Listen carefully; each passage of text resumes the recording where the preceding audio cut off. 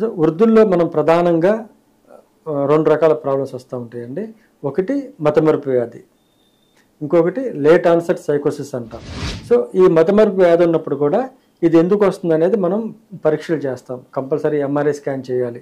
అంటే ఇది వయసు రీత్యా వచ్చిన మతిమరుప, లేకపోతే మెదడులో ఏదన్నా కణుతులు కానీ రక్తం గూడు కట్టడం కానీ వచ్చిన మతిమరుపు అనేది మనం చూసుకోవాలి. దీనికి స్కాన్ చేసుకుంటాం అన్నమాట. సో ఇది వయసు రీత్యా వచ్చిన మతిమరుపుని ఆల్జీమర్స్ డిమెన్షియా అంటాం. సో ఆల్జీమర్స్ డిమెన్షియా ఏంటంటే ఇది ఇంకా తీవ్రంగా వెళ్లకుండా ఉండడం కోసం మనం సివియారిటీ పెరగకుండా ఉండడం కోసం, అరికట్టడం కోసం మనం మెడిసిన్ వాడతాం.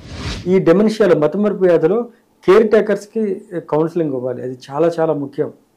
సో పేషెంట్కి మనం ఎట్లాగ ఇవ్వలేం, ఇచ్చినా సరే పేషెంట్ మర్చిపోతాడు. కాబట్టి కేర్ టేకర్స్కి వాళ్ళకి కౌన్సిలింగ్ అనేది చాలా ముఖ్యం. ఎట్లా చూసుకోవాలి, ఏం చేయాలి, ఏం చేయకూడదు అనేది చాలా ముఖ్యం అన్నమాట.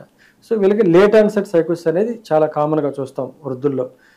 లేట్ ఆన్సెట్ సైకోసిస్ అంటే అనుమానాలు ఉంటాయి, ఆ విపరీతమైన అనుమానాలు. అంటే ఉదాహరణకి పేషెంట్కి 70-80 సంవత్సరాలు ఉంటాయి, భార్య మీద అనుమానం, నా భార్య వేరే వాళ్ళతో సంబంధం ఉంది అని. ఈ వృద్ధులు ఏం చేస్తారు, నిద్రపోరు, నైట్ టైం ఇంటి చుట్టూ తిరుగుతూ ఉంటారు కర్ర పట్టుకుని, నిద్రపోయినప్పుడు ఎవరో వస్తున్నారు అని.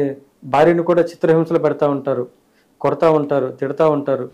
నా కొడుకు చెప్పలేను, కూతురికి చెప్పలేను, అల్లుడికి తెలిస్తే అవమానం.